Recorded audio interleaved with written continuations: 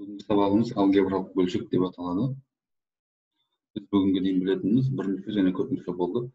Bir мүше дегеніміз ол сандардың және әріптердің және олардың дәрежелерінің бір-біріне көбейтіндісі болатын. Мысалмен айтатын болсақ, -2 а квадрат бұның 5 дәрежесі. Бұл жерде сан және әріптер дәрежелерінің бір-біріне көбейтіліп тұр.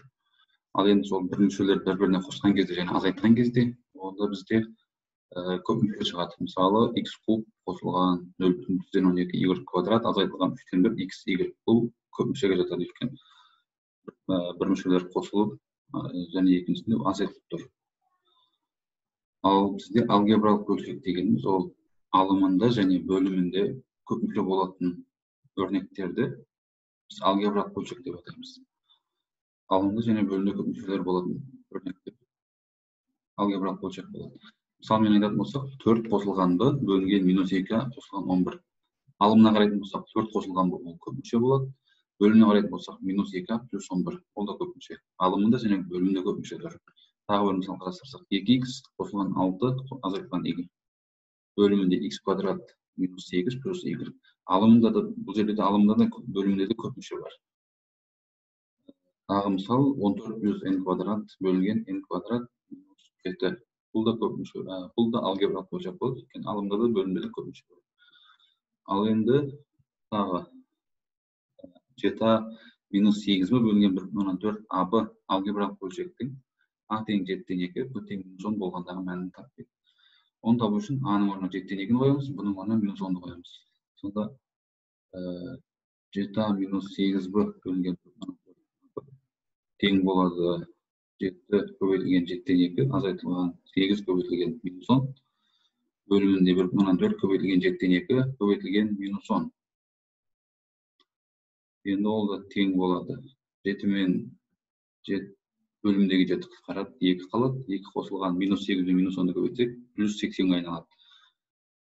Бөлімінде 1/4 пен 7 қысқарады, 0/2 қалады. Оны 2 мен көбейтсек, 0/4 болады. Көбейтілген -10. 0/4 пен -10-ды көбейтсек, -4 болады. 80 мен 2-ні қоссақ, 82. 82 - 4 көбейтсек, -20,5. Бұл жерде сонда бөлшектің мәні 7/2 б -10 болғандағы бөлшектің мәні -20,5 шығады екен. Келесі, кейбір бөлшектердің мәндері болмайды. Мысалы, бір мысалмен айтатын болсақ, 10x - 12 бөлінген x дейді. Бұл жерде x, егер x-тің орнына 0-ді қоятын болсақ, онда бұл бөлшектің мәні болмайды.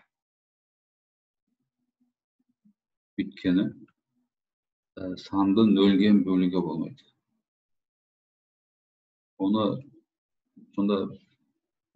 Сонда бұл бөлшекте x 0-ден басқасының бәрінде бөлшектің мәні болады. Немесе мағынасы болады десек те болады. Келесі, оны жазған кезде, интервалымен жазған кезде минус шексіздіктен 0-ге дейін, біріккен 0-ден плюс шексіздікке дейін. Келесі мысал 7 плюс 8x бөлінген x бөлінген x минус 3. X-тің қандай мәндерінде бөлшектің мәні болады? Оны есептеу үшін x тең 0 болғанда және x тең 3 болғанда бөлшектің мәні болмайды. Өйткені бөлімі 0-ге айналып кетеді. X тең 0 болса, және x тең 3 болса, бөлімі 0-ге айналып кетеді. Ал одан басқалардың бәрінде бөлшектің мәні болады. Оны интервалдық әдіспен жазған кезде минус шексіздіктен 0-ге дейін, 0-ден 3-ге дейін, 3-тен плюс шексіздікке дейін болады. Ал енді келесі сенделген мысал. Айнымалының қандай мәндерінде өрнектің мағынасы болмайды. Келесі сабақта осыны талқылайтын боламыз.